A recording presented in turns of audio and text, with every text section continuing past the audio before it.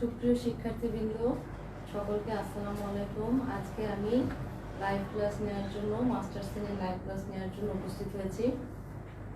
তোমাদের আমি যে কোর্সটির ক্লাস নেব সেটি হচ্ছে 3130005। তোমাদের এই কোর্সের নাম হচ্ছে প্ল্যান্ট ইকোলজি অ্যান্ড এনভায়রনমেন্ট। আমি Tania Tasmin, assistant professor, botany department, Dhaka College, Dhaka. তো তোমাদের এর আগে আমি মাস্টার্সের কোনো ক্লাস নেইনি, এই অনলাইনে প্রথম একটি ক্লাস নিচ্ছি, আজকে থেকে শুরু করছি। আশা করি তোমরা সকলে লাইভ ক্লাসে যোগদান দিবে এবং এই ক্লাসের দ্বারা তোমরা উপকৃত হবে। তো তোমাদের যে কোর্সটা আমি নিচ্ছি, এই কোর্সে তোমাদের যে প্রথম টপিকস, সেই টপিকসটি হচ্ছে তোমাদের factors controlling the distribution of vegetation. মানে উদ্ভিদের ভেজিটেশন যে ডিস্ট্রিবিউশন সেটা কি কি ফ্যাক্টর দ্বারা নিয়ন্ত্রিত হয়। এখন তোমরা ইকোলজির যে এর আগে যে থার্ড ইয়ারে ইকোলজি পড়েছো, তোমাদের ব্যাচে থার্ড ইয়ারে পড়েছো, ফোর্থ ইয়ারে পড়েছো, তখন তোমরা উদ্ভিদের যে ভেজিটেশন কি এর বিষয়ে তোমাদের একটা ধারণা হয়েছে। কিন্তু এই ভেজিটেশনের যে একটা আমি কথা বলি যে অ্যাবান্ডেন্স এবং ডিস্ট্রিবিউশন, অ্যাডাপ্টেশন, অ্যাবান্ডেন্স এবং ডিস্ট্রিবিউশন, এই তিনটা জিনিস কিছু কিছু উপাদান দ্বারা নিয়ন্ত্রিত হয়। এগুলোকে বলা হয় ফ্যাক্টরস। কি কি ফ্যাক্টরস উদ্ভিদের ভেজিটেশনকে তার বৃদ্ধি, বিকাশ এবং বিস্তারে নিয়ন্ত্রণ করে, সেগুলো আমাদের জানা দরকার। এবং তোমাদের প্রথম টপিকসটাই হচ্ছে সেটার উপর, যে factors controlling the distribution of plant vegetation. তো তোমাদের এখানে চারটি ফ্যাক্টরকে মানে স্থির করে দেওয়া হয়েছে যে কোন চারটি ফ্যাক্টর তোমরা পড়বে। সেই চারটি ফ্যাক্টরের মধ্যে তোমাদের আছে light, temperature, wind and water. Water and wind, এই চারটা তোমাদের ফ্যাক্টরের নাম বলে দেওয়া আছে। তো এখন আগে তোমার জানতে হবে যে what is plant vegetation. Plant vegetation জিনিসটা আসলে কি এবং এটার ডিস্ট্রিবিউশনের উপর এই ফ্যাক্টরগুলো কি প্রভাব বিস্তার করে, এই জিনিসটার উপরই আজকে তোমাদের ক্লাসটা হচ্ছে। তো কোনো এলাকার যে উদ্ভিদ রাজি থাকে তাকেই আসলে তার ভেজিটেশন বলে। এখন ভেজিটেশন ছোট হতে পারে, আবার বড় হতে পারে। ভেজিটেশনটা ম্যানমেড হতে পারে, আবার ন্যাচারাল হতে পারে। যেমন তুমি যদি তোমার ছাদে একটি বাগান করো, সেটিও কিন্তু একটি ভেজিটেশন। আবার তুমি যদি কোনো কৃষি যে ক্ষেত্র থাকে, কৃষি ভূমি যে থাকে, সেটিও একটি ভেজিটেশন। আবার আমাদের যে সুন্দরবন আছে, হিল ট্র্যাক্টের যে ফরেস্ট আছে, বা সিলেটের যে লাওয়াছড়া বনভূমি, সেগুলো একটি ভেজিটেশন। তাহলে আমার কথা থেকে বুঝতে পারছো যে এই পৃথিবীতে উদ্ভিদের ভেজিটেশন কিন্তু অনেক ব্যাপক এবং বিস্তৃত এবং এর ভেরিয়েশন অনেক বেশি। এই ভেজিটেশন সর্বত্র একরকম নয়। তাহলে কেন এই ভেজিটেশন পৃথিবীর সর্বত্র একরকম নয়, সেগুলো নিশ্চয়ই কোনো কারণ আছে। তো সেই কারণগুলো কতগুলো ফ্যাক্টর দ্বারা নিয়ন্ত্রিত হয় এবং এগুলোকে বলা হয় কন্ট্রোলিং ফ্যাক্টর। তোমরা দেখো যে তোমাদের যে আমি অনলাইন ক্লাসটা নিচ্ছি, সেখানে যে টপিকটা দেওয়া আছে, সেই টপিকে কিন্তু আমি এই তোমাদের সিলেবাসের পুরো নামটা দিইনি, সেখানে আমি দিয়েছি কন্ট্রোলিং ফ্যাক্টরস। তার মানে কন্ট্রোলিং ফ্যাক্টরস হচ্ছে এই যে ভেজিটেশন, যেহেতু আমি উদ্ভিদ বিজ্ঞানের ক্লাস নিচ্ছি তাই শুধু উদ্ভিদ নিয়ে বলছি, কিন্তু শুধু উদ্ভিদ নয়, সমস্ত পৃথিবীর যত জীবকুল আছে তাদের ডিস্ট্রিবিউশন সর্বত্র সমান নয়। যেমন আমাদের দেশে কিন্তু কোনো পেঙ্গুইন নেই। কেন নেই? কারণ তার বসবাসের মতো উপযোগী পরিবেশ আমাদের এখানে নেই। কারণ তারা কোথায় থাকে? শীতের এলাকায় থাকে। তাহলে আমি বললাম যে সমস্ত জীবকুলের ডিস্ট্রিবিউশন পৃথিবীর বিভিন্ন জায়গায় বিভিন্ন রকম, এবং এর জন্য কিছু ফ্যাক্টরস দায়ী, সেগুলোকে বলা হয় কন্ট্রোলিং ফ্যাক্টরস বা ইকোলজিক্যাল ফ্যাক্টরস। এই ফ্যাক্টরসগুলো দ্বারা নিয়ন্ত্রিত হয় কোনো জীবের বৃদ্ধি, বিকাশ এবং বিস্তৃতি। তাহলে তোমরা বুঝতে পারছো যে ভেজিটেশন জিনিসটা কি। ভেজিটেশন হচ্ছে, আমি যদি নর্মালি বলি, সামগ্রিকভাবে বলতে চাই, যে কোনো জীবের বিস্তৃতি, কোনো এলাকায় কোনো জীবের বিস্তৃতি। তো সেটা দুরকম হতে পারে, একটা হতে পারে প্রাকৃতিক, আর একটা হতে পারে ম্যানমেড। তো এই বিস্তৃতি যে সমস্ত নিয়ামক দ্বারা নিয়ন্ত্রিত হয় তাদেরকে বলা হয় ইকোলজিক্যাল ফ্যাক্টরস বা কন্ট্রোলিং ফ্যাক্টরস। তো এই ইকোলজিক্যাল ফ্যাক্টরস আসলে চার ধরনের হয়ে থাকে। তো প্রথমেই আছে তোমার ক্লাইমেটিক ফ্যাক্টরস বা জলবায়ুগত প্রভাবক। তার নাম্বার 1 কি? Climatic factors. আমি অন্তত তোমাদের যদিও সিলেবাসে নির্দিষ্ট করে দেয়া আছে যে এই চারটা ফ্যাক্টর তোমাদের পড়তে হবে, তারপরও আমার মনে হয় এটা জানা দরকার যে আসলে কি কি ফ্যাক্টর এর সাথে জড়িত। এই কন্ট্রোলিং ফ্যাক্টরগুলো আসলে কয় ধরনের হতে পারে? এটা হচ্ছে 4 ধরনের। প্রথমে হচ্ছে ক্লাইমেটিক ফ্যাক্টর। নাম্বার 2 হচ্ছে edaphic factor. Number 3 topographic factor.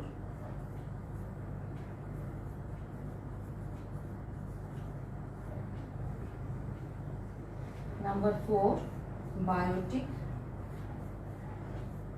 Factors. তাহলে আমরা দেখতে পাচ্ছি যে এই ফ্যাক্টরগুলোকে আমরা 4 ভাগে ভাগ করতে পারি। নাম্বার 1 হচ্ছে ক্লাইমেটিক ফ্যাক্টরস, নাম্বার 2 হচ্ছে অ্যাডাফিক ফ্যাক্টর এবং নাম্বার 3 টপোগ্রাফিক ফ্যাক্টর, নাম্বার 4 হচ্ছে বায়োটিক ফ্যাক্টর। নাম্বার 1 দিয়ে বোঝা যাচ্ছে ক্লাইমেটিক ফ্যাক্টরস হচ্ছে জলবায়ুগত প্রভাবক। তো কোনো এলাকার আবহাওয়ার কয়েক বছরের গড়কে সাধারণত জলবায়ু বলা হয়। এই জলবায়ু কোনো এলাকার জীব সম্প্রদায়ের উপর কি প্রভাব বিস্তার করে তার উপর যে ফ্যাক্টরগুলো আছে সেগুলোকে বলা হয় ক্লাইমেটিক ফ্যাক্টর। এরপর আছে অ্যাডাফিক ফ্যাক্টর। অ্যাডাফিক ফ্যাক্টর হচ্ছে মৃত্তিকা জনিত প্রভাবক সমূহ। সমগ্র পৃথিবীর সমস্ত এলাকার মৃত্তিকা একরকম নয়। কোথাও হচ্ছে মৃত্তিকা খুবই উর্বর বা ফার্টাইল, আবার কোথাও আছে মরুময় এলাকা, কোথাও আছে তুষারাবৃত এলাকা। তাহলে এই সমস্ত মৃত্তিকা যে তার উদ্ভিদ রাজি বা তার জীবকুলের উপর যে প্রভাব বিস্তার করে সেগুলোই হচ্ছে অ্যাডাফিক ফ্যাক্টরস। এরপরে আছে টপোগ্রাফিক ফ্যাক্টর বা ভূ গঠনগত যে প্রভাবকগুলো। এখন ভূ গঠনগত যে প্রভাবক আছে সেগুলো পৃথিবীর সর্বত্র ভূপৃষ্ঠ কিন্তু একরকম নয়। কোথাও ফ্ল্যাট, কোথাও সেটা আবার পাহাড় পর্বত, কোথাও সমতল, কোথাও উঁচু নিচু, আবার কোথাও সমুদ্রপৃষ্ঠ থেকে বেশি উঁচু নয় বা সমুদ্র তীরবর্তী এলাকা। তো এই যে ভূসংস্থানিক যে গঠনগুলো আছে এগুলোর কারণেও এগুলো তার জীবের উপর অনেক প্রভাব বিস্তার করে। সেগুলোকে সাধারণত বলা হয় টপোগ্রাফিক ফ্যাক্টরস। এখন আসো বায়োটিক ফ্যাক্টর। সাধারণত কোনো জীবের উপর যা প্রভাব বিস্তার করে তার বিস্তৃতির ক্ষেত্রে সেটাই হচ্ছে বায়োটিক ফ্যাক্টর।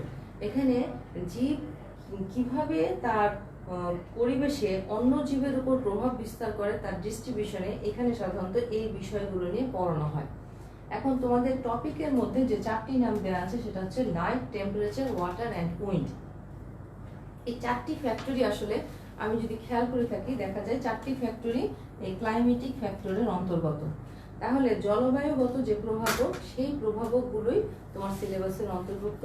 এবং আমি তোমাদের সুবিধার জন্য বলে দিলাম যে এই কন্ট্রোলিং ফ্যাক্টরের মধ্যে আসলে কয় ধরনের কন্ট্রোলিং ফ্যাক্টর থাকতে পারে এবং এগুলো আসলে কিসের উপর আলোচনা করা হয়। এখন আমি মূল আলোচনায় চলে যাব, সেটা হচ্ছে ক্লাইমেটিক ফ্যাক্টরস। ক্লাইমেটিক ফ্যাক্টরস হচ্ছে কোনো এলাকার জলবায়ু তার জীবের উপর, তার উদ্ভিদের উপর, প্রাণীর উপর তার বিস্তৃতিতে কি প্রভাব বিস্তার করে সেটা হচ্ছে ক্লাইমেটিক ফ্যাক্টরস। তো এই ক্লাইমেটিক ফ্যাক্টরসগুলো আমরা জানি কি কি ধরনের হতে পারে। আলো, তাপমাত্রা, বায়ু প্রবাহ, বৃষ্টিপাত, এই আপেক্ষিক আর্দ্রতা, বায়ুর আর্দ্রতা, এই সব কিছুই হচ্ছে ক্লাইমেটিক ফ্যাক্টরস। তো এই ক্লাইমেটিক ফ্যাক্টরসগুলোর মধ্যে তোমাদের প্রথমেই পড়তে হবে লাইট বা আলো নিয়ে।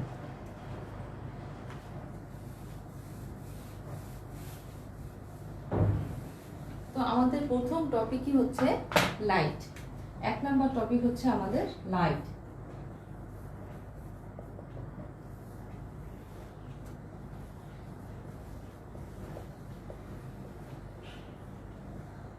লাইট নিয়ে আমরা প্রথমে পড়ব।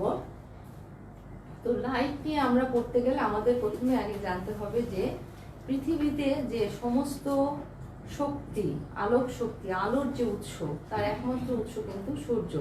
সূর্য থেকে আমরা আমাদের সমস্ত সৌরশক্তি পেয়ে থাকি, সমস্ত লাইট আমরা সেখান থেকে পেয়ে থাকি। এবং আমি ইকোলজির যে অন্য ক্লাসগুলো নেই অন্য ইয়ারের, তোমরা যদি খেয়াল করে একটু দেখো সেগুলো দ্বারাও তোমরা উপকৃত হতে পারবে, সেখানেও অনেক ইনফরমেশন থাকে। তো এই লাইট আমরা যে সোলার যে এনার্জি পৃথিবীতে এসে পড়ে তার কোনো শক্তি কোনো প্রাণী কখনোই তার শরীরে নিজে থেকে আত্মীকৃত করতে পারে না। সেটা অবশ্যই কোনো স্বভোজী উদ্ভিদকে তার শরীরে আত্মীকৃত করতে হবে এবং সেখান থেকে আমরা সেই শক্তিটা পেয়ে থাকি। তো এই লাইট এনার্জি যদি কোনো উদ্ভিদের উপর 100 ভাগ পড়ে তার মাত্র 1% সেই উদ্ভিদ তার পাতার মাধ্যমে অ্যাবজর্ব করতে পারে এবং 99%ই তাপ শক্তি হিসাবে বা অপচয় হিসাবে সেটা ফেরত চলে যায় বা প্রতিফলিত হিসাবে সেটা চলে যায়। তো এই লাইট একমাত্র সবুজ উদ্ভিদই গ্রহণ করতে পারে এবং সালোক সংশ্লেষণ প্রক্রিয়ায় সৌরশক্তিকে রাসায়নিক শক্তিতে রূপান্তরিত করে তার শরীরে অ্যাবজর্ব করে রাখতে পারে। তো এই লাইটের দৃশ্যমান আলোর তরঙ্গ দৈর্ঘ্য হচ্ছে 400 থেকে 750 ন্যানোমিটার। আমি কি বললাম যে আমরা সাধারণত যে আলোর তরঙ্গ দৈর্ঘ্য আমাদের চোখে এসে পড়ে এবং যার সাহায্যে আমরা দেখতে পাই তার তরঙ্গ দৈর্ঘ্য হচ্ছে 400 থেকে 750 ন্যানোমিটার। এর 400 ন্যানোমিটারের আগের যে আলোক রশ্মি সেটা আসলে হচ্ছে ইউভি বা আলট্রাভায়োলেট রে, এবং এর পরের যে রশ্মি সেটা হচ্ছে ইনফ্রারেড। এর পরের যে রশ্মিটা সেটা হচ্ছে ইনফ্রারেড, যেটার কোনোটাই আমরা দেখতে পাই না, আমাদের দেখার কাজে সাহায্য করে না। তাহলে আমাদের দৃশ্যমান আলোর তরঙ্গ দৈর্ঘ্য হচ্ছে 400 থেকে 750 ন্যানোমিটার। এই তরঙ্গ দৈর্ঘ্যের আলোক রশ্মির সাহায্যে আমরা দেখতে পাই, এবং এই তরঙ্গ দৈর্ঘ্যের আলোক রশ্মিকেই এই যে রেঞ্জ এর মাঝের তরঙ্গ দৈর্ঘ্যের আলোক রশ্মিকে কাজে লাগিয়েই স্বভোজী উদ্ভিদ অটোট্রফরা তাদের খাদ্য প্রস্তুত করে থাকে। তো দেখা যায় যে আমরা সবাই জানি যে এখানে আমরা বলে থাকি 7টি বর্ণ মিলে আমাদের চোখে কালার, আমাদের চোখের দেখার অনুভূতি জায়গায়। তো 7টি কালারের মধ্যে সাধারণত নীল, বেগুনি, লাল এবং কমলা এই 4টি রঙের সাহায্যেই আমরা সবুজ উদ্ভিদ সাধারণত বা সবুজ উদ্ভিদ অটোট্রফরা খাদ্য প্রস্তুত করে থাকে। তো এই যে দৃশ্যমান আলোক রশ্মি, এই দৃশ্যমান আলোক রশ্মি হচ্ছে টোটাল যে সৌর বিকিরণ আসে, টোটাল সৌর বিকিরণের 39% হচ্ছে এই দৃশ্যমান আলোক শক্তি। 39% হচ্ছে এই দৃশ্যমান আলোক শক্তি। বাকি যে এপাশের অংশ সেটা হচ্ছে ইউভি রেড এবং এপাশের অংশটা হচ্ছে ইনফ্রারেড। তো এই সানলাইটের উপরে পৃথিবীর সানলাইটের প্রকৃতি এবং তীব্রতার উপরে উদ্ভিদের বৃদ্ধি, বিকাশ এবং বিস্তৃতি অনেকাংশে নির্ভর করে। আমি কি বললাম যে আলোর প্রকৃতি এবং তীব্রতার উপরে, কারণ দেখা যায় আলোর তীব্রতা বাড়লে সালোক সংশ্লেষণের হার বাড়ে। যত আমার আলোর তীব্রতা বাড়তে থাকে সালোক সংশ্লেষণের হার বাড়ে, তবে এর একটা ম্যাক্সিমাম পজিশন আছে। এই তরঙ্গ দৈর্ঘ্যের বাইরে চলে গেলে কিন্তু সেটা আর সম্ভব হবে না। তো পৃথিবীর সর্বত্র কিন্তু সূর্যের আলো একই রকম ভাবে পড়ে না। আমরা যদি এখানে একটা পৃথিবীকে আঁকি, দেখা যায় যে পৃথিবী এর মধ্য রেখাটা হচ্ছে নিরক্ষরেখা, এবং এখানে সাধারণত সানলাইট 90 ডিগ্রি অ্যাঙ্গেলে পড়ে। এইটিকে বলা হয় ট্রপিক্যাল জোন। এই জোনটা হচ্ছে ট্রপিক্যাল জোন, এবং এই পাশের এখানে এই অংশটাকে বলা হয় সাবট্রপিক্যাল জোন। 30 ডিগ্রি পর্যন্ত, 30 ডিগ্রি 0 থেকে 30 ডিগ্রি উত্তর এবং দক্ষিণ যে অংশ, 0 থেকে 30 ডিগ্রি উত্তর এবং দক্ষিণের যে অক্ষাংশ তার এটা হচ্ছে ট্রপিক্যাল, এবং এই পাশের দুই জায়গাটা হচ্ছে সাবট্রপিক্যাল। এবং তারপরে এই 30 থেকে 50 পর্যন্ত হচ্ছে টেম্পারেট বা নাতিশীতোষ্ণ অঞ্চল। তাহলে আমি কি কি কথা বলছি আমি যদি একটু তোমাদেরকে আরেকবার বলি, যে পৃথিবীর সর্বত্র সানলাইট সমানভাবে পড়ে না। এই সানলাইট পড়ার জন্য এই পৃথিবীর সমস্ত অঞ্চলকে বিভিন্ন নামে নাম দেওয়া হয়েছে। যেমন এটা নিরক্ষীয় অঞ্চলে সানলাইট 90 ডিগ্রি অ্যাঙ্গেলে পড়ে বা লম্বভাবে পড়ে, তাই এটাকে আমরা বলছি ট্রপিক্যাল বা ক্রান্তীয় অঞ্চল। এই ট্রপিক্যাল অঞ্চলে 30 ডিগ্রি উত্তর এবং দক্ষিণ এই অংশটাতে সামান্য তির্যকভাবে সানলাইট পড়ার জন্য এটাকে আমরা বলি সাবট্রপিক্যাল বা উপক্রান্তীয় অঞ্চল। এবং তারপরে 30 থেকে 50 এই জায়গাটাকে বলা হয় টেম্পারেট বা নাতিশীতোষ্ণ অঞ্চল। এরপরে আমরা দেখব যখন তাপমাত্রা পড়তে যাব যে তাপমাত্রার কি প্রভাব, তখন জানতে পারবে যে এই টেম্পারেট অঞ্চলেও আবার উষ্ণ একটা নাতিশীতোষ্ণ অঞ্চল থাকে, এবং যখন এটা তুন্দ্রা অঞ্চলের কাছাকাছি চলে যায়, যেমন এটা হচ্ছে আমার মেরু অঞ্চল বা তুন্দ্রা অঞ্চল, তুন্দ্রা অঞ্চলে কিন্তু তখন তুন্দ্রা অঞ্চলে যাওয়ার আগের যে পোর্শনটা, সেই পোর্শনটা হচ্ছে শীতল নাতিশীতোষ্ণ অঞ্চল। তো শীতল নাতিশীতোষ্ণ অঞ্চলে পৃথিবীর শীত প্রধান দেশগুলো সেখানে আছে শীতল নাতিশীতোষ্ণ অঞ্চলে। তো আগে আমরা যেহেতু লাইট পড়ছি, আগে লাইটের বিষয়টা আমরা ক্লিয়ার করে নিই। যে লাইট আমরা দেখলাম নিরক্ষীয় অঞ্চলে 90 ডিগ্রি অ্যাঙ্গেলে পড়ে, ধীরে ধীরে এই সানলাইট তির্যকভাবে পড়তে থাকে, এবং এই সানলাইটের তীব্রতা এইখানে এসে তুন্দ্রা অঞ্চলে এসে অত্যন্ত কমে যায়, যেখানে সাধারণত বছরের 6 মাসই কিন্তু তোমার অন্ধকারাচ্ছন্ন থাকে আর বাকি 6 মাস সামান্য আলো থাকে, কিন্তু সেখানেও টেম্পারেচার খুব কম থাকে, এবং যে 6 মাস অন্ধকারাচ্ছন্ন থাকে তখন টেম্পারেচার মাইনাস হিমাঙ্কের নিচে থাকে। তো এই tropical, sub tropical, temperate, tundra, এই 4টা ভাগে আমি তোমাদের এখানে ভাগ করে দেখালাম যে কিভাবে সমগ্র পৃথিবীর অঞ্চলটাকে তাপমাত্রার উপর ভাগ করা যায়। তো এখন এই যে ট্রপিক্যাল অঞ্চলে তাহলে যে ধরনের উদ্ভিদ আমি পাবো সেগুলো নিশ্চয়ই তুন্দ্রা অঞ্চলে পাবো না। এই ট্রপিক্যাল অঞ্চলে সাধারণত দেখা যায় চিরহরিৎ যে বনভূমি, সেটা সাধারণত ট্রপিক্যাল অঞ্চলে হয়। তো তোমাদের অনেক সময় বারবার এই কোশ্চেনটা করা হয় যে what is evergreen forest, what is deciduous forest. তো এই জিনিসটা তোমরা কিন্তু অনেক শোনো, পড়ো, এবং এটা খুব কমন জিনিস যেগুলো সাধারণত খুব বেশি ভাই জিজ্ঞেস করা হয়। তো চিরহরিৎ বন বলতে কি বুঝি? চিরহরিৎ বনটাকে আমি বললাম যে ট্রপিক্যাল অঞ্চলে যে রেইন ফরেস্টটা সাধারণত দেখা যায় এই যে ট্রপিক্যাল এলাকায় পাওয়া যায়। তো চিরহরিৎ বনভূমির বৈশিষ্ট্য কি? চিরহরিৎ বা এভারগ্রিন কেন বলা হয়? কারণ এই সমস্ত এলাকায় যেসব বনভূমি থাকে সেই সব বনভূমির পাতা সবাই একসাথে বছরের একটা নির্দিষ্ট সময়ে ঝরে পড়ে যায় না। কিভাবে তাদের কিন্তু গাছের পাতা কি তাহলে সবসময় সবুজ থাকে? হ্যাঁ, সবসময় সবুজ থাকে। কিভাবে? সব পাতা একবারে ঝরে না গেলেও পর্যায়ক্রমিক ভাবে ঝরে পড়ে। যে যাদের বয়স হয়ে যায় তারা ঝরে পড়ে, কিন্তু কচি পাতাগুলো তখনও গাছে থাকে। কিন্তু ডেসিডিউয়াস বা পত্রঝরা বনভূমিতে কি হয়? বছরের একটি নির্দিষ্ট সময় তাদের সমস্ত পাতা ঝরে পড়ে, যেটা সাধারণত তোমাদের বাড়ি যাদের ময়মনসিংহ বা এই এলাকায় তোমরা যখন শাল বনের পাশে যাও তখন নিশ্চয়ই তোমরা খেয়াল করেছো যে শীতকালে শাল বনের সমস্ত পাতাই প্রায় ঝরে যায়, কিন্তু সেখানে যে অন্যান্য এভারগ্রিন গাছগুলো থাকে, যেমন কাঁঠাল গাছ যদি সেখানে থাকে, তার পাতা কিন্তু ঝরে যায় না। তাহলে আমরা কি জানতে পারলাম? যে ডেসিডিউয়াস ফরেস্ট বা পত্রঝরা যে বন, তার পাতা বছরের একটি নির্দিষ্ট সময়ে পড়ে যায়, কিন্তু এভারগ্রিন ফরেস্টের পাতা সবসময় সবুজ থাকে, কারণ সেখানে পাতা ঝরে পড়ে এবং নতুন পাতা গজাতে থাকে। একই সাথে এই দুটো পর্যায়ে চলতে থাকে। তাহলে এই ট্রপিক্যাল এলাকায় যখন সানলাইট সোজাভাবে পড়ছে, তাহলে নিশ্চয়ই সেখানে সূর্যের তীব্রতা এবং তাপমাত্রা অনেক বেশি থাকে। এই তীব্রতা এবং তাপমাত্রার কারণে সেখানে পানির বাষ্পীভবন বেশি হয়। পানির বাষ্পীভবন বেশি হওয়ার কারণে সেখানে পরিবেশের মধ্যে বায়ুর আর্দ্রতা বেশি থাকে। এই আর্দ্র পরিবেশে এবং সুন্দর তাপমাত্রায় এখানে প্রচুর বনভূমি হয়। এই এলাকাটায় বনভূমি চমৎকারভাবে এখানে বনভূমি হয়ে থাকে এইসব জায়গায়। কিন্তু ধীরে ধীরে আমরা যখন এদিকে যেতে থাকি, এই তুন্দ্রা অঞ্চলে তুমি যখন যাবে তখন দেখবে এখানে টেম্পারেচার এত কম, এবং এই টেম্পারেচার কমের কারণে এবং এখানকার মাটি থাকে তুষার আবৃত, বরফে ঢাকা, ফলে এখানে অল্প কিছু শৈবাল, লাইকেন এবং কিছু বিরুৎ জাতীয় উদ্ভিদ জন্মে।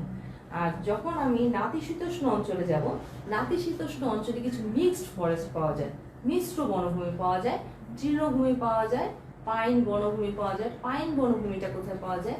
পাইন ফরেস্টগুলো সাধারণত তোমরা দেখবে যে টেম্পারেটের যে শীতল অঞ্চলটা, শীত প্রধান যে সমস্ত কান্ট্রি, সেখানে পাইন বনভূমি দেখা যায়।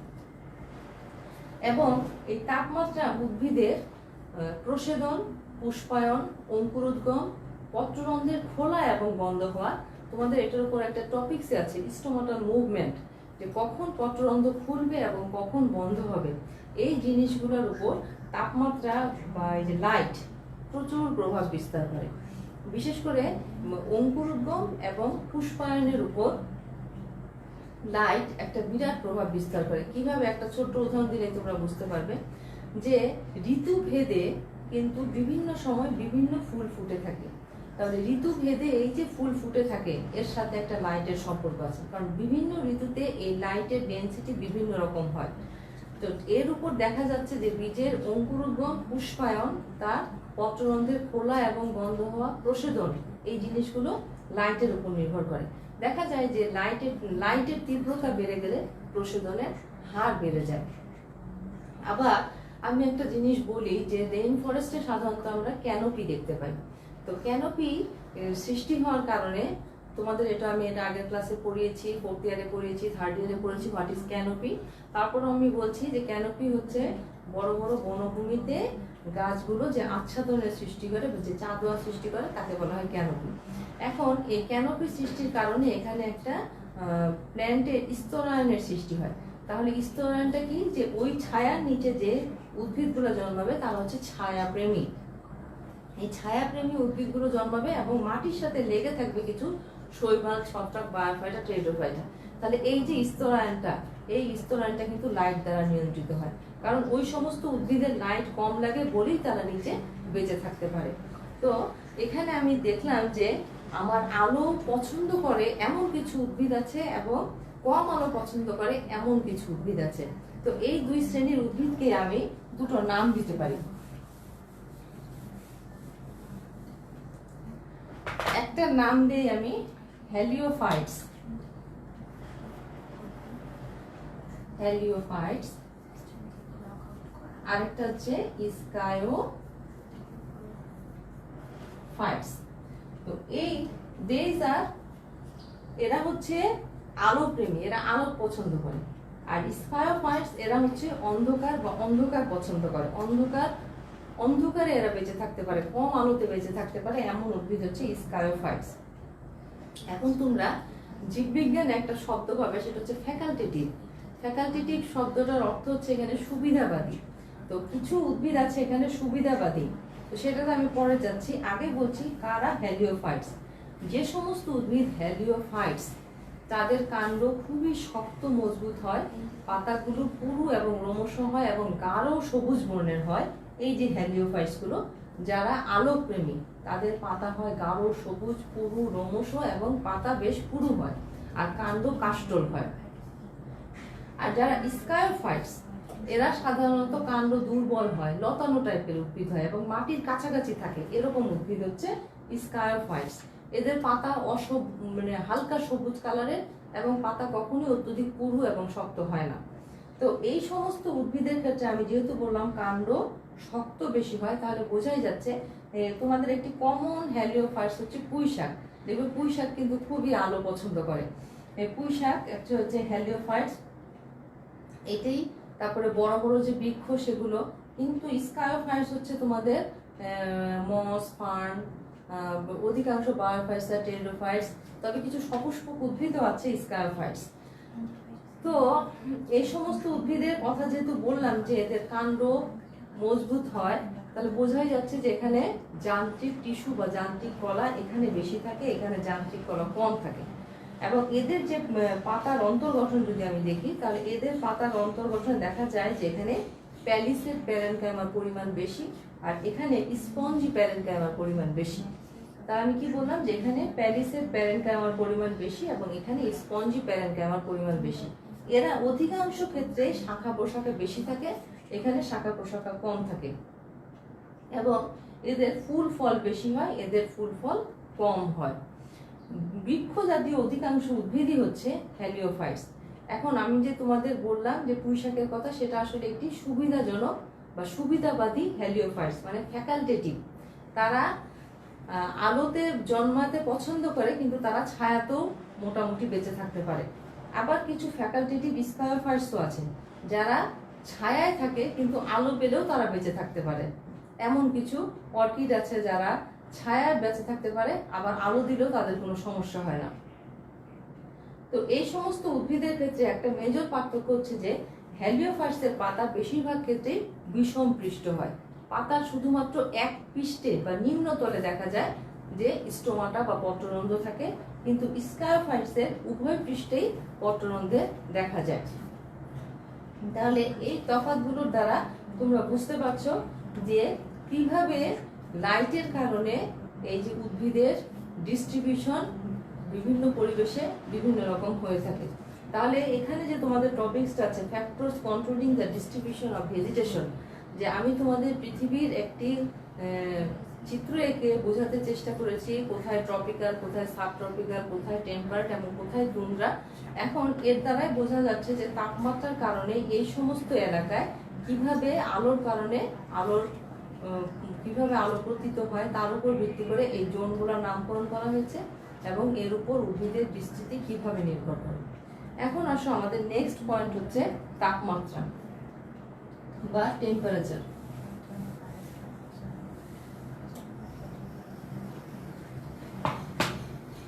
নাম্বার 2 হচ্ছে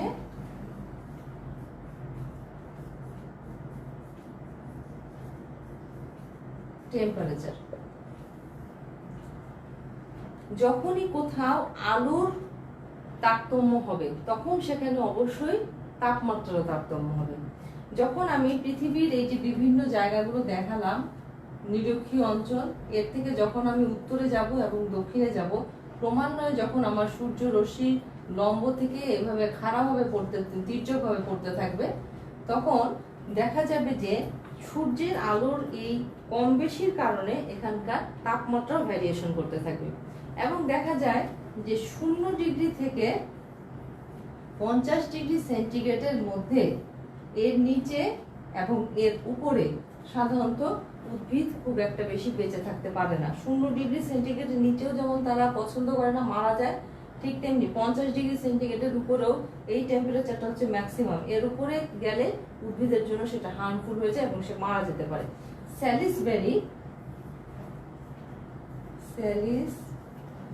সাথে এট আল, মানে ওনাদের সাথে আরো অনেক সায়েন্টিস্ট ছিলেন। 1996 সালে ওনারা এই কথাটা বলেন যে এই স্যালিসবারির সাথে একটা গ্রুপ ছিল সায়েন্টিস্টদের। ওনারা দেখান যে 0 ডিগ্রি থেকে 50 ডিগ্রি সেন্টিগ্রেড এই যে রেঞ্জটা, এই মাঝের রেঞ্জে উদ্ভিদ বেশ স্বাভাবিকভাবে থাকে, কিন্তু এর থেকে নিচের দিকে চলে গেলে তাপমাত্রা এবং এর থেকে উপরের দিকে চলে গেলে এটা তাদের জন্য ক্ষতির কারণ হয়ে যায়।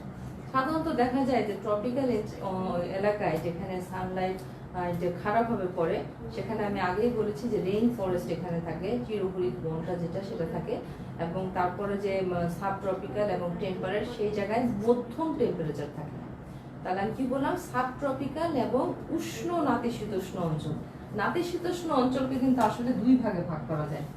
এই যে ট্রপিক্যাল, সাব ট্রপিক্যাল, এইটার পরে যে নাতিশীতোষ্ণ অঞ্চল, এই নাতিশীতোষ্ণ অঞ্চলে দুইটা ভাগ থাকে, একটা হচ্ছে উষ্ণ নাতিশীতোষ্ণ অঞ্চল আর একটা হচ্ছে শীতল নাতিশীতোষ্ণ অঞ্চল। এই যে উষ্ণ নাতিশীতোষ্ণ অঞ্চল এবং উপক্রান্তীয় অঞ্চল, তাহলে আমি কি বলছি, উষ্ণ নাতিশীতোষ্ণ অঞ্চল এবং উপক্রান্তীয় বা সাব ট্রপিক্যাল অঞ্চল, এই অঞ্চলে উদ্ভিদগুলো সাধারণত মিক্সড প্রকৃতির হয়, কারণ এখানকার টেম্পারেচার থেকে মধ্যম ধরনের, আর এরপর থেকে কিন্তু টেম্পারেচার ফল করতে থাকে এবং তখন কিন্তু শীত প্রধান অঞ্চলের দিকে চলে যায় এবং সেই জায়গার টেম্পারেচার যখন ফল করে, তাপমাত্রাটা ফল করে, তো সেই জায়গায় সাধারণত পাইন বনভূমিগুলা সেখানে দেখা যায়। তো তাপমাত্রার উপর যে মেজর উদ্ভিদের উপর তাপমাত্রার যে মেজর প্রভাবগুলো, মেজর প্রভাবের মধ্যে প্রথমে আমি বলতে চাই যে এখানে প্রশোধনের একটা অনেক বিরাট এফেক্ট পড়ে, প্রশোধনের উপরে এর একটা বিরাট এফেক্ট পড়ে। এমনকি শারীরবৃত্তীয় যে উদ্ভিদের অন্যান্য কাজগুলো আছে, যেমন প্রশোধন, সালোকসংশ্লেষণ, শ্বসন, অঙ্কুরোদ্গম, এই যে তার যে জৈবিক যে মেজর কাজগুলো, এই মেজর কাজ প্রত্যেকটির উপরে কিন্তু তাপমাত্রার একটা বিরাট ভূমিকা রয়েছে। তো আমি এতক্ষণ ধরে যে আলোচনা করছি, সেই আলোচনার একটি সার কথা হচ্ছে সূর্যালোক কিন্তু সমস্ত জলবায়ুর যে নিয়ন্ত্রকগুলো সেটাকে নিয়ন্ত্রণ করে। দেখো, সূর্যের আলোর কারণেই কিন্তু তাপমাত্রার ভিন্নতা হচ্ছে, লাইটের ভিন্নতা হচ্ছে, এর উপর সমস্ত জীবগুলোর যে ডিস্ট্রিবিউশন সেটা নির্ভর করছে। তো এখন আমি বলছিলাম তোমাদের যে পয়েন্ট আকারে বলতে চাচ্ছিলাম যে তাপমাত্রা উদ্ভিদের, আলো এবং তাপমাত্রা উদ্ভিদের জীবনে বিস্তৃতিতে কি প্রভাব ফেলে, দুটাকে একসাথে একটি গুরুত্বপূর্ণ প্রভাব আছে। যেমন তোমরা অনেক ছোটবেলায় কিন্তু একটা পরীক্ষা করেছিলে যে অন্ধকার জায়গায় যদি আমি একটা উদ্ভিদের, একটা টবে লাগানো গাছের একটি অন্ধকার জায়গায় বা আলোকিত স্থানে আছে, তার একটা পাতাকে যদি আমি ঢেকে দিই তার কি অবস্থা হয়। সাধারণত ক্লোরোফিলের একটা পরীক্ষায় তোমরা এটা করেছো, দেখা যায় যে যখন একটা পাতা কোনো লাইট পায় না, তখন সেই এলাকায়, সেই পাতার সেই অঞ্চলে ক্লোরোফিল ফর্মেশনটাই বন্ধ হয়ে যায়। তাহলে চিন্তা করতে পারছো যে লাইট একটি উদ্ভিদের জন্য কতটা দরকার, যে কোনো জীবের জন্য। তো এখানে একটা কথা আমি বলি, এখন এই যে এখন করোনা কাল চলছে, এত কথা বলা হচ্ছে, এত প্রিকশন নেওয়া হচ্ছে, এত আমাদের জন্য পরামর্শ উপদেশ দেওয়া হচ্ছে, তার মধ্যে কিন্তু একটা মেজর আমাদের জন্য সাজেশন আছে যে দৈনিক অন্তত 15 থেকে 20 মিনিট আমাদের সানলাইটে থাকার জন্য।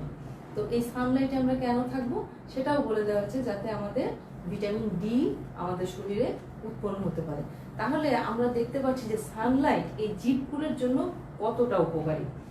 তো আশা করছি তোমরা এই যে প্রিকশনগুলো বা এই যে আমাদের জন্য পরামর্শগুলো এগুলো তোমরা একটু ফলো করবে।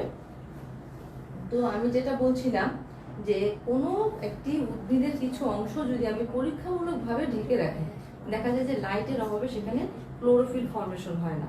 তাহলে ক্লোরোফিল যদি ফর্মেশন না হয় সেই পাতাটা সাদা হয়ে যায়। তো এইটাকে আমরা একটা রোগও বলতে পারি, সেটাকে বলা হয় ক্লোরোসিস। যখন ক্লোরোফিল ফর্মেশন হয় না তখন তাকে বলা হয় ক্লোরোসিস। তো কোনো পাতা যদি পর্যাপ্ত পরিমাণ লাইট না পায় তো সেখানে ক্লোরোফিল ফর্মেশন হতে পারে না। ঠিক একইভাবে বলা যায় যে কোনো পাতা যদি পর্যাপ্ত টেম্পারেচারের সেখানে অভাব হয় সেখানে কিন্তু ক্লোরোফিল ফর্মেশন হয় না। অনেক কারণেই ক্লোরোফিল ফর্মেশন হয় না, একটু পরে সেটা আমি তোমাদের আবার বলবো। তো এখানে প্রথম যে কথাটা আমি বলতে চাই যে সালোক সংশ্লেষণের কথা বললাম যে এর একটা জৈবনিক কাজ সালোক সংশ্লেষণ। তো সালোক সংশ্লেষণে অবশ্যই একটি বিরাট ক্ষতির সম্মুখীন হবে যখন সে পর্যাপ্ত পরিমাণে লাইট এবং টেম্পারেচার পাবে না, কারণ তার ক্লোরোফিল ফর্মেশন বন্ধ হয়ে গেলে আমি জানি যে সানলাইট অ্যাবজর্ব করার তার যদি অঙ্গাণুটাই না থাকে তাহলে সে সেখানে ফটোসিনথেসিস হতে পারবে না, এবং ফটোসিনথেসিস হতে না পারলে সেখানে শ্বসন হবে না, কারণ তার যদি রিজার্ভ খাবার না থাকে সে তার শক্তি উৎপাদন করার জন্য সে শ্বসন করতে পারবে না, এবং শ্বসন না হলে একসময় সেখানে অঙ্কুরোদ্গম হবে না এবং প্রসারণ হবে না। তো দেখা যায় যে তাপমাত্রা বৃদ্ধির সাথে সাথে প্রসারণের হার বৃদ্ধি পায়। হেলিয়ান্থাস অ্যানাস নামক একটি উদ্ভিদে দেখা গেছে যে তাপমাত্রা বৃদ্ধির সাথে সাথে 91% পর্যন্ত প্রসারণ বৃদ্ধি পায়। কি বললাম? হেলিয়ান্থাস অ্যানাস এই উদ্ভিদটাতে দেখা গেছে তাপমাত্রা যত বাড়ানো হয় তার প্রসারণ বাড়তে বাড়তে, তবে এই সীমার মধ্যে অবশ্যই থাকতে হবে, তার প্রসারণ বাড়তে বাড়তে একসময় 91% পর্যন্ত বৃদ্ধি পায়। আবার তোমরা আরেকটা প্রক্রিয়ার নাম শুনে থাকবে, জেনে থাকবে, যেটা ফিজিওলজিতে পড়ানো হয়, ভার্নালাইজেশন। এখন হোয়াট ইজ ভার্নালাইজেশন? ভার্নালাইজেশনের সাথে টেম্পারেচারের একটা গভীর সম্পর্ক আছে। ভার্নালাইজেশনের সাথে টেম্পারেচারের একটা গভীর ভার্নালাইজেশন। এখন আমি বললাম ভার্নালাইজেশন। ভার্নালাইজেশন জিনিসটা কি? কোন উদ্ভিদ আছে যাদের একটি নির্দিষ্ট নিম্ন টেম্পারেচার না দেওয়া পর্যন্ত তার বীজের অঙ্কুরোদ্গম হয় না। এখন এই নিম্ন তাপমাত্রাটা যতক্ষণ পর্যন্ত না তার বীজ পাবে ততক্ষণ পর্যন্ত তার অঙ্কুরোদ্গম হবে না। তো এই নিম্ন তাপমাত্রাটা তার জীবনে এতটাই প্রভাব বিস্তার করে যে সেখানে তার জীবনের যে চক্র সেটাই স্থির হয়ে যেতে পারে। এই প্রক্রিয়াটা সাধারণত শীতপ্রধান অঞ্চলে দেখা যায়। তাহলে ভার্নালাইজেশন টেম্পারেচার তাপমাত্রা দ্বারা কতটা নিয়ন্ত্রিত হয় এখানে বোঝা যাচ্ছে। আরেকটা হচ্ছে থার্মোপিরিয়ডিজম। আরেকটা কথা কি? থার্মোপিরিয়ডিজম।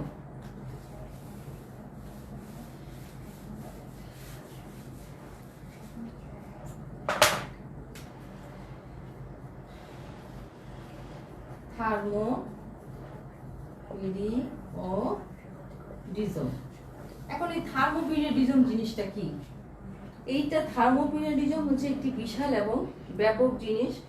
তোমাদের এই টপিকের মধ্যে শুধু আমি এটুকু বলতে চাই যে আমরা যদি আমাদের নিজের জীবনকে খেয়াল করি, যে সকালের সূর্য ওঠা থেকে সূর্য ডোবা পর্যন্ত সারা দিনের যে সানলাইটের যে প্রতিফলন আমাদের উপরে পড়ে, সেখানে টেম্পারেচার যদি আমি কাউন্ট করতে থাকি সকাল থেকে সূর্য উদয় থেকে সূর্যাস্ত পর্যন্ত, আমি দেখতে পাবো যে সেখানে টেম্পারেচারের কি বিশাল ভ্যারিয়েশন। একদম যখন মধ্য গগনে সূর্য থাকে তখন টেম্পারেচার সবচেয়ে হাই থাকে, এবং যখন আমার সূর্য উদয় হয়েছিল তখন কিন্তু টেম্পারেচার অনেক কম থাকে, এবং সূর্যাস্তের সময়ও টেম্পারেচার অনেক কম থাকে। তাহলে আমি একটি দিনের সাথে এর তুলনা করলাম আমার দেশে, আমার এলাকায়, আমি যে জায়গায় দাঁড়িয়েছি সেখানে দাঁড়িয়ে। তাহলে এই জিনিসটাই আসলে থার্মোপিরিয়ডিজম, যে সারা পৃথিবীতে প্রতিদিন যে সূর্য ওঠা থেকে সূর্য ডোবা পর্যন্ত টেম্পারেচারের যে ভ্যারিয়েশন, এটা অনেক বিশাল এবং ব্যাপক। তো এই জিনিসটাকে বলা হয় থার্মোপিরিয়ডিজম। তো এই থার্মোপিরিয়ডিজম প্রত্যেকটি জীবের উপর অত্যন্ত ব্যাপক প্রভাব বিস্তার করে। এর উপর জীবের বৃদ্ধি, বিকাশ এবং বিস্তার অনেকাংশে নির্ভর করে। তো আসো আমরা এই থার্মোপিরিয়ডিজম যেহেতু পড়লাম, তো আরো কয়েকটি টার্ম তোমাদের জানা দরকার। সেটা হচ্ছে মেগাথার্মস,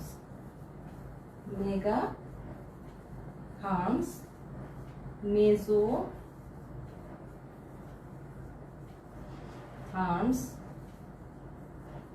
মাইক্রোথার্মস, হেকিস্টোথার্মস। এই যে এখানে আমি 4টি শব্দ লিখেছি, মেগাথার্মস, মেজোথার্মস, মাইক্রোথার্মস এবং হেকিস্টোথার্মস। এখন মেগাথার্মস কারা? মেগাথার্মস হচ্ছে সেই সমস্ত উদ্ভিদ, আমি আগেই বলেছি যেহেতু আমি এখানে উদ্ভিদ বিজ্ঞান পড়াচ্ছি তাই আমি উদ্ভিদ নিয়ে কথা বলছি, অন্য জীবদের কথা আমি বলছি না। মেগাথার্মস হচ্ছে সেই সমস্ত উদ্ভিদ যারা প্রচন্ড সূর্যের আলোতে সহ্য করতে পারে, গ্রীষ্ম প্রধান অঞ্চলে যে সমস্ত উদ্ভিদ তারা হচ্ছে মেগাথার্মস। আর মেজোথার্মস কারা? মেজোথার্মস হচ্ছে যাদের জীবনে একটু একটা পর্যায়ে শীত আসবে, একটা পর্যায়ে বেশ শীত আসবে এবং সেই শীতটা তার জীবনের জন্য দরকার। এটা সাধারণত সাবট্রপিক্যাল এবং টেম্পারেট এই এলাকাটায় এই জিনিসটা দেখা যায়, মেজোথার্মস। আশা করি আমি যে ছবি এঁকেছিলাম এবং বারবার করে একটা জিনিস বলেছি, what is tropical, subtropical, temperate and tundra, আমার মনে হয় এই জিনিসটা তোমরা বুঝতে পেরেছো, কারণ আমি আমার বর্ণনার মধ্যে সবসময় এই কথাগুলো বলছি।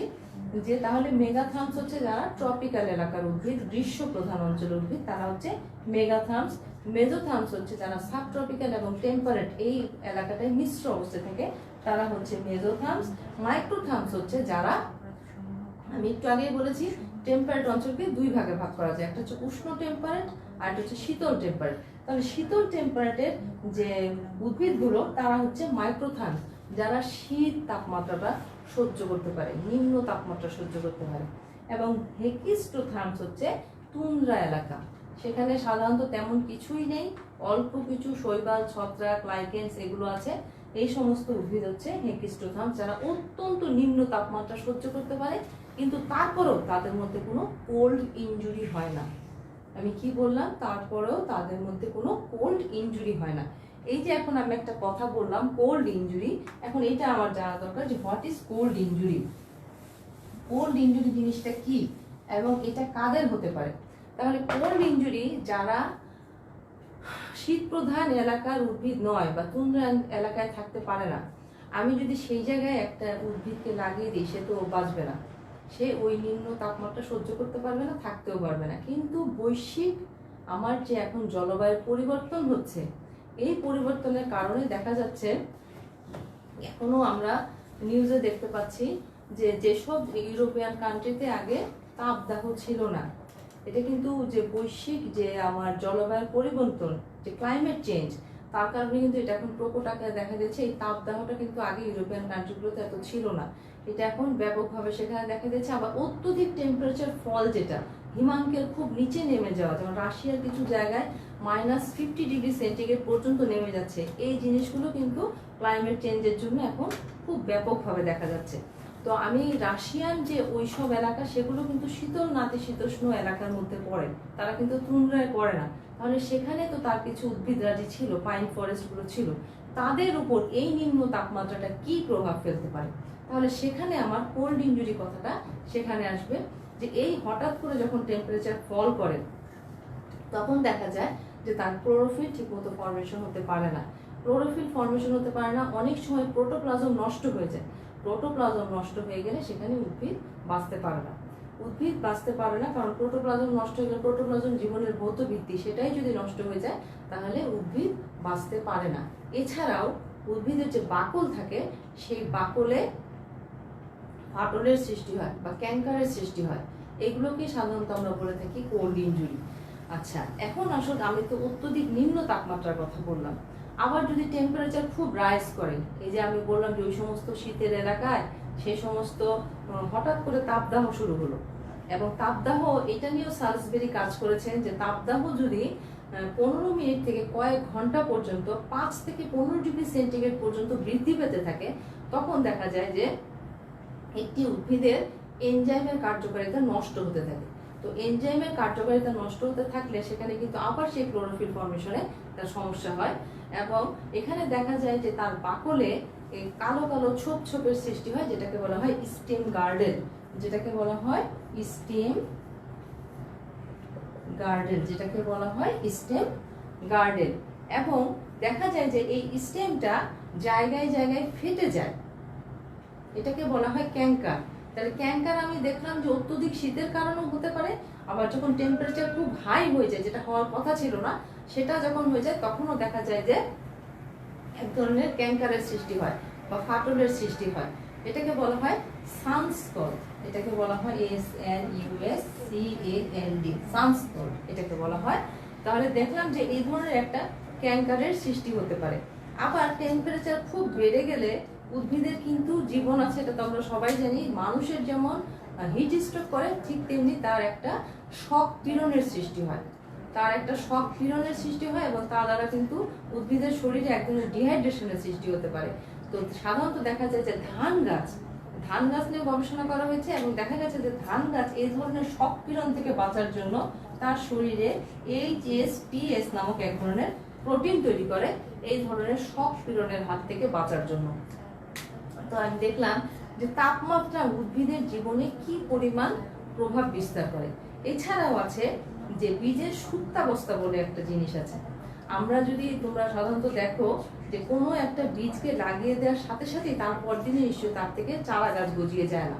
প্রত্যেকটি বীজের একটি সুপ্তাবস্থা থাকে, মানে সে কতটা সময় নিবে তার প্রিপারেশনটা শেষ করে সে অঙ্কুরিত হওয়ার জন্য, এটাই হচ্ছে বীজের সুপ্তাবস্থা। তো দেখা যায় যে টেম্পারেচার যদি খুব হাই হয়ে যায় তো এই বীজের মধ্যে কিছু রিজার্ভ ওয়াটার থাকে, তো এই ওয়াটারটা শুকিয়ে যায়। শুকিয়ে গেলে সে তার সুপ্ত অবস্থা শেষ করতে পারে না এবং সে অঙ্কুরিতও হতে পারে না। তো এইটা দেখা যায় যে এটা খুব মারাত্মক প্রভাব ফেলে, কারণ একটি বীজ যদি অঙ্কুরিত হতে না পারে তাহলে সেখান থেকে নতুন উদ্ভিদ পাওয়া সম্ভব হয় না। আবার দেখা যায় যে আমি তোমাদের যখন এর আগে যে থার্ড ইয়ার ইকোলজি ক্লাসগুলো নিয়েছি সেখানে প্রতিষ্ঠা বা এক্সিস বলে আমি একটা জিনিস পড়িয়েছিলাম। তো প্রতিষ্ঠা জিনিসটা হচ্ছে কোনো একটি উদ্ভিদ শূন্য এলাকায় উদ্ভিদরা আসবে এবং তারা প্রতিযোগিতার মাধ্যমে সেখানে নিজেকে টিকাবে, সেখানে বৃদ্ধিপ্রাপ্ত হবে এবং তার নতুন প্রজন্মের সৃষ্টি করবে, এটাকে বলা হয় এক্সিস বা প্রতিষ্ঠা। এখন কোনো একটি উদ্ভিদ বিবর্জিত এলাকায় এরকম উদ্ভিদের প্রোপাগিউলস আসার পরে যদি টেম্পারেচার খুব হাই থাকে তাহলে দেখা যায় যে সে জার্মিনেট করতে পারে না বা অঙ্কুরোদ্গম করতে পারে না। অঙ্কুরোদ্গম করতে না পারলে সে সেখানে প্রতিষ্ঠাও পেতে পারে না। তো আমি এতক্ষণ তোমাদের দুটি টপিক নিয়ে আলোচনা করলাম, লাইট অ্যান্ড টেম্পারেচার। এখন আমি তোমাদের একটা খুবই মজার টপিক, সেটা হচ্ছে ওয়াটার। ওয়াটার ছাড়া আসলে কি জীবনের পানির অপর নাম জীবন, এই কথাটা আমরা সবাই জানি। ওয়াটার এর ব্যাপকতা অনেক বিশাল। প্রোটোপ্লাজমের একটি মেইন উপাদান, গাঠনিক উপাদান হচ্ছে পানি। পানি ছাড়া কোনো জীবই বাঁচতে পারে না। তো এখন এই পানি নিয়ে যদি আমি উদ্ভিদের বিস্তারের কথা বলতে যাই, সেটাকে আমি আসলে কয়েকটা ভাগে ভাগ করে নিলে তোমাদেরও বুঝতে সুবিধা হবে এবং আমার পড়াতে সুবিধা হবে। যেমন পানির উপর ভিত্তি করে যে সমস্ত উদ্ভিদ রাজি আছে তাদেরকে আমি শুরুতেই 3 ভাগে ভাগ করতে পারি। Number 1 hydrophytes, number 2 mesophytes, number 3 xerophytes। তাহলে আমি কি দেখলাম যে এই পানির উপর ভিত্তি করে আমি উদ্ভিদকে 3 ভাগে ভাগ করতে পারছি। একটা হচ্ছে হাইড্রোফাইটস, মেসোফাইটস এবং জেরোফাইটস। তো হাইড্রোফাইটস কারা? যারা একেবারেই পানিতে বসবাস করে তারা হচ্ছে হাইড্রোফাইটস। যারা টোটালি পানিতে বসবাস করে তারা হচ্ছে হাইড্রোফাইটস। তো এখন আমি বললাম টোটালি পানিতে বাস করে, পানিতে তো অনেক ধরনের উদ্ভিদ বাস করে। তো কেউ আছে টোটালি নিজেকে ভাসিয়ে রাখে, কেউ আছে তার সমস্ত শরীর পানির ভিতরেই ডুবিয়ে রাখে, কেউ আছে তার মূল পানিতে থাকে কিন্তু তার বডির কিছু অংশ পানির বাহিরে থাকে, আবার কেউ আছে উভচর উদ্ভিদ, কেউ আছে লবণাক্ত সামুদ্রিক পরিবেশে থাকে। তো আমি তোমাদের এখানে সুবিধার জন্য উদাহরণের সাহায্যে এটা বোঝাতে চেষ্টা করছি। ভাসমান বা ফ্লোটিং কিছু তোমার অ্যাকোয়াটিক প্ল্যান্টস আছে বা হাইড্রোফাইটস আছে। এরা হচ্ছে খুবই গুচ্ছ মূল থাকে, শরীর থাকে অত্যন্ত হালকা, যেখানে যান্ত্রিক কলা তেমন একটা থাকে না এবং পরিবহন কলাও সুগঠিত থাকে না, এবং তাদের ওয়াটার লসের কোনো ভয় নেই দেখে তাদের পাতায় সেরকম স্টোমাটাও থাকে না। তো এই সমস্ত উদ্ভিদ সাধারণত পানিতে ভেসে বেড়ায়। তো এই সমস্ত ভেসে বেড়ানো উদ্ভিদ কারা? এইগুলো তোমাদের প্র্যাকটিক্যাল ক্লাসেও লাগে, তোমাদের কালেকশনে লাগে। তারা হচ্ছে উলফিয়া, পিস্টিয়া, লেমনা, উলফিয়া, পিস্টিয়া, লেমনা, আইকোনিয়া,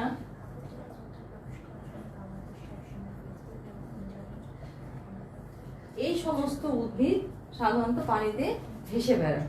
তো আরো কিছু উদ্ভিদ আছে যাদের সমস্ত শরীরটাই পানির ভিতরে ডুবন্ত অবস্থায় থাকে, তাদের পুরো শরীর পানিতে ডুবন্ত অবস্থায় থাকে। তোমাদের ঢাকা কলেজের যে পুকুর আছে, সেই পুকুরেও এই ধরনের একটি উদ্ভিদ আছে, সেটা তোমরা সবাই জানো। টোটালি তার শরীর সাবমার্সড, পানিতে ডুবন্ত অবস্থায় থাকে, সেটা হচ্ছে কি হাইড্রিলা। তোমাদের পুকুর থেকে প্রায়ই এটা উঠিয়ে আনা হয়, হাইড্রিলা এবং নিটেলা। নিটেলা যদিও সেখানে নাই, কিন্তু এগুলা হচ্ছে তোমার তার সমস্ত শরীর পানির মধ্যে ডুবানো অবস্থায় থাকে। তো উদাহরণগুলো দিচ্ছি যাতে তোমাদের বুঝতে সুবিধা হয়। এছাড়াও কিছু উদ্ভিদ আছে নোংরাবদ্ধ, তার মূল থাকে পানির ভিতরে, কিন্তু তার বডির অংশটা উপরের পাতা এবং ফুল থাকে পানির উপরে ভাসমান। খুবই চমৎকার আমাদের জাতীয় ফুল শাপলা। আমাদের জাতীয় ফুল শাপলা হচ্ছে এই শ্রেণীর, সেটা হচ্ছে কি নিমফিয়া, নিমফিয়া এবং পদ্ম, নীলাম্ব। এই যে উদ্ভিদগুলো, এগুলোর মূল থাকে মাটিতে আবদ্ধ অবস্থায়, কিন্তু তার বডির অন্যান্য অংশ থাকে পানির উপরে ভাসমান অবস্থায়। এখন আমি তোমাদের একটু আগে বললাম যে তোমাদের কিছু উভচর উদ্ভিদ আছে, যেটা স্থলভাগেও জন্মাতে পারে, আবার সেটা যদি জলাশয়ের তীরবর্তী অঞ্চলে সেটা জন্মাতে পারে, যেখানে মাটিটা সিক্ত এবং পানি দ্বারা সে বারবার ভেজা হচ্ছে, বা পুকুর পারে, ডোবার পারে, এই সমস্ত উদ্ভিদ দেখা যায়। তারা কারা? তারা হচ্ছে স্যাজিটারিয়া, টাইফা, এই ধরনের উদ্ভিদগুলো হচ্ছে সাধারণত উভচর উদ্ভিদ। তোমরা গ্রাম অঞ্চলে দেখে থাকবে কলমি শাক, এই সমস্ত উদ্ভিদগুলো হচ্ছে উভচর উদ্ভিদ। স্যাজিটারিয়া, স্যাজিটারিয়া, এই সমস্ত উদ্ভিদগুলো হচ্ছে উভচর উদ্ভিদ। তো এগুলা পানির উপর ভিত্তি করে, এখানে টোটালি অ্যাকোয়াটিক পরিবেশে এই সমস্ত উদ্ভিদ জন্মে থাকে। তো এদের ডিস্ট্রিবিউশনের জন্য তাহলে অবশ্যই পানি লাগবে। এখন লেমনা, পিস্টিয়াকে যদি আমি উঠিয়ে এনে ডাঙায় রাখি, সে নিশ্চয়ই বাঁচতে পারবে না। এরপর আসো তোমার মেজোফাইটস। মেজোফাইটস বলতে আমরা সাধারণত স্বাভাবিক, সহজ স্বাভাবিকভাবে যেটা বুঝি, আমাদের আশেপাশের পরিবেশের যে গাছগুলো রয়েছে, স্থলভাগের যে গাছগুলো রয়েছে, সেগুলো হচ্ছে মেজোফাইটস, যেখানে পানির প্রাপ্যতা বিভিন্ন নিয়ামক দ্বারা নিয়ন্ত্রিত হয়। যেমন মেজোফাইটসের পানির প্রাপ্যতা কিন্তু বৃষ্টিপাতের দ্বারা অনেক ব্যাপকভাবে নিয়ন্ত্রিত। বৃষ্টিপাতের পানি মাটির ভিতরে ঢুকে সেখানে কৈশিক পানি সৃষ্টি করে এবং মেজোফাইট সেই পানি গ্রহণ করে থাকে। যেমন হচ্ছে গিয়ে আম, জাম, লিচু, কাঁঠাল, শাল, সেগুন, আমরা যে আশেপাশের গাছগুলো দেখে থাকি, অল আর মেজোফাইটস। এমনকি আমি এতক্ষণ যাবত তোমাদের যে ট্রপিক্যাল টেম্পারেট যে অঞ্চলের যে গাছগুলো দেখালাম, সেগুলো হচ্ছে মেজোফাইটস। এখন আরেকটা আমি যে কথা বলেছি সেটা হচ্ছে জেরোফাইট। জেরোফাইটিক প্ল্যান্ট গুলো কিরকম আমরা জানি। জেরোফাইট কথাটার অর্থ হচ্ছে মরুজ পরিবেশে যে সমস্ত উদ্ভিদ জন্মে থাকে। সেখানে কি ধরনের উদ্ভিদ জন্মে থাকে? সেখানে সাধারণত অপানশিয়া,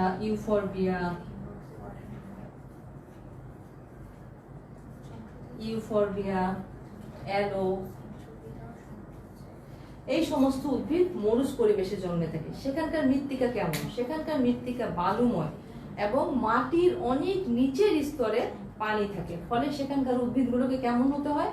সেখানকার উদ্ভিদের উপরের অংশটা এমন থাকে যাতে তাদের ওয়াটার লস কম হয়, ওয়াটার লস যাতে কম হয়, এবং পাতার পত্ররন্ধ্রগুলো সাধারণত লুক্কায়িত অবস্থায় থাকে। এই শব্দটা জানতে হবে যে সেখানে কি থাকে? সানক্যান স্টোমাটা থাকে। জেরোফাইটিক প্ল্যান্টে সানক্যান স্টোমাটা থাকে। সানক্যান স্টোমাটা কি? লুক্কায়িত পত্ররন্ধ্র। পত্ররন্ধ্র এত কম থাকে এবং যে পত্ররন্ধ্রগুলো থাকে সেগুলো পাতার অনেক গভীরে মেসোফিল স্তরে থাকে এবং সেগুলো সাধারণত রোমের মতো অংশ দ্বারা আবৃত থাকে, যাতে সেই উদ্ভিদের ওয়াটার লস কম হয়। এবং মাটির অনেক গভীর পর্যন্ত এই সমস্ত উদ্ভিদের মূল যেতে পারে। ফণিমনসা, ক্যাকটাস, এগুলো হচ্ছে জেরোফাইটিক প্ল্যান্ট। এদের দেখা যায় যে এদের সাধারণত কাণ্ড, পাতা থাকে, কিন্তু পাতা কাঁটায় রূপান্তরিত হয়। ক্যাকটাস জাতীয় উদ্ভিদ যেটা আমরা দেখে থাকি জেরোফাইটিক প্ল্যান্টে, এই জিনিসটা হয়ে থাকে।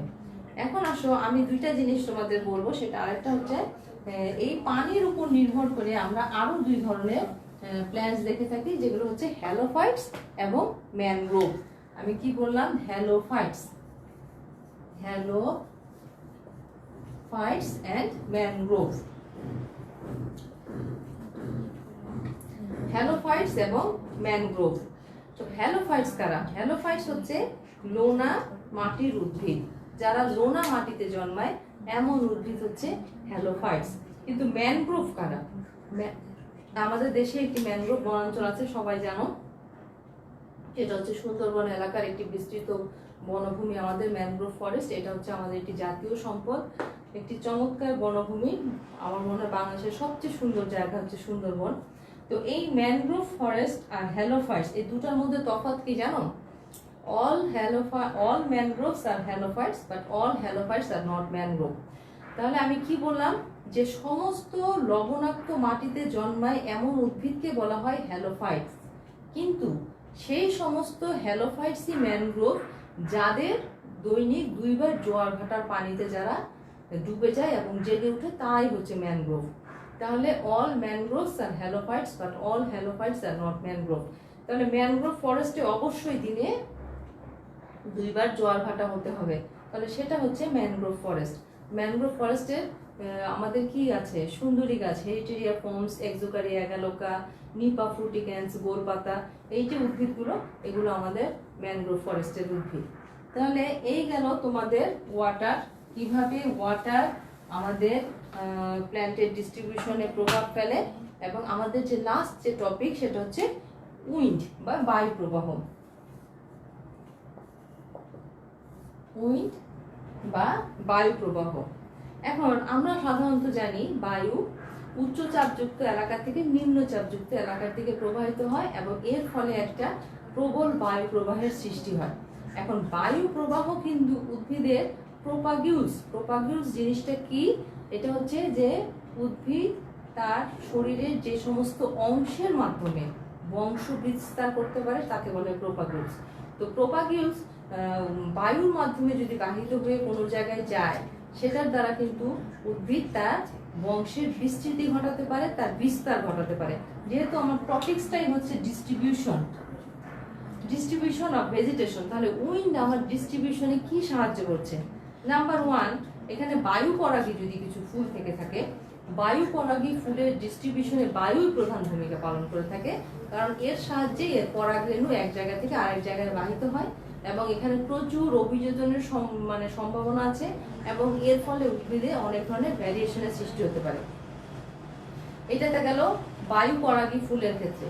আবার যদি আমার কোনো উদ্ভিদ কোনো বিবর্জিত এলাকা থাকে, সেই এলাকায় আমার এই বায়ুর সাহায্যে প্ল্যান্টসের যে প্রোপাগিউলসগুলো সেগুলো সেখানে যে যদি নিজেকে প্রতিষ্ঠিত করতে পারে বা প্রতিষ্ঠা করতে পারে, এক্সিস্ট করতে পারে, তাহলে সেখানে আবার আমি একটি পূর্ণাঙ্গ বনভূমি পাবো।